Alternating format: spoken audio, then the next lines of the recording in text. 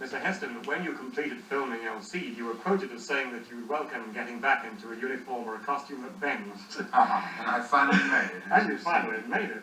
Well, now that you're back in the present century, in fact 1900, with 55 Days at Pekin, how does it feel being a modernist once again? Well, I feel, of course, it's marvelous to be doing a part with wardrobe that doesn't squeak when I sit down in it. But after all the roles I've played in the 11th and 1st centuries, and before that, I felt I should kind of ease up on modern times.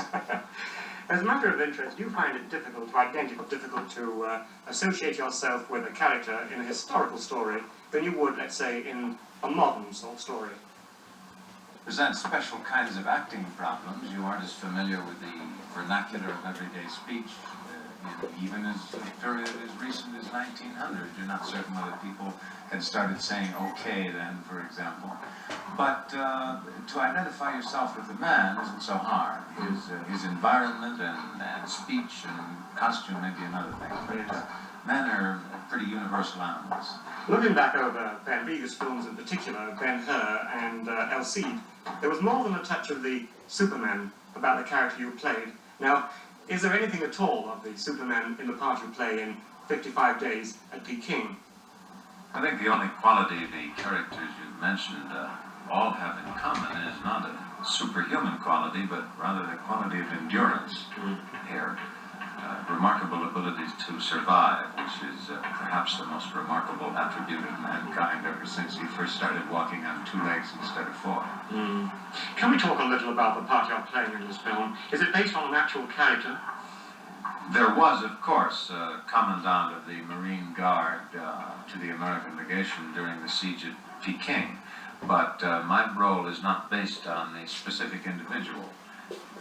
Although many of the parts, for example, the one David Niven plays, is based on Sir Arthur Robertson, the British ambassador.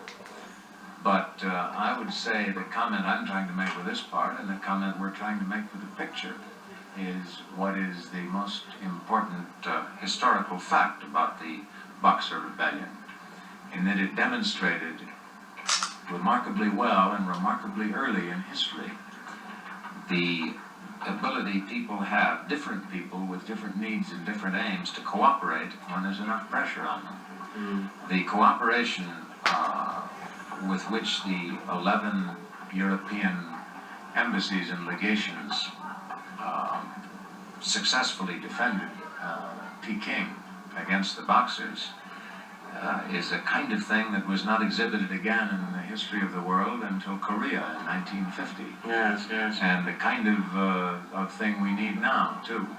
And I hope this is a parallel that will occur to people who come to see the picture. Yes. One of the big questions hanging over the whole of the siege of Pekin is why it was that the enormously superior forces of the Boxers were not, in fact, able to subdue this comparatively small legation force. What is your own theory about this? Well, in the first place, they were never effectively employed.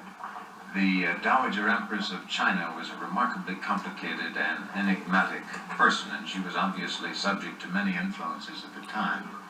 And on the one hand were the xenophobic, foreigner-hating advisors in her court who launched the attack on the legations, but there were also advisors who pointed out that she would bring doom on China if she succeeded in exterminating the defenders of the legation area. Yes.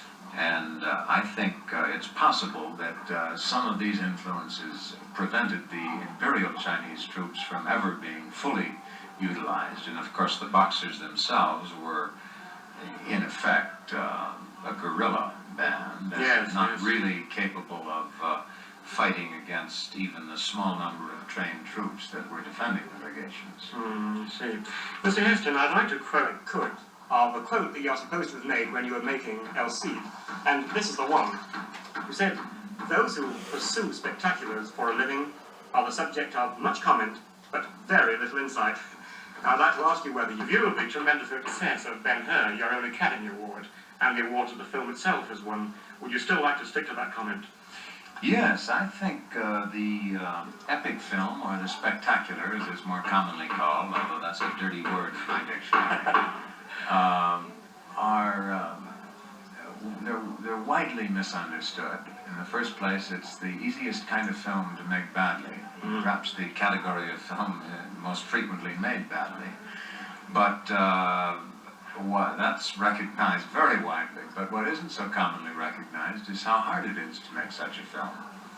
At all well, I think if you succeed to any measure in making a serious film on an epic scale, you've accomplished something very remarkable. I've been thinking. Indeed. Thank you, Thank you, Mr. Heston, very much indeed. Goodbye.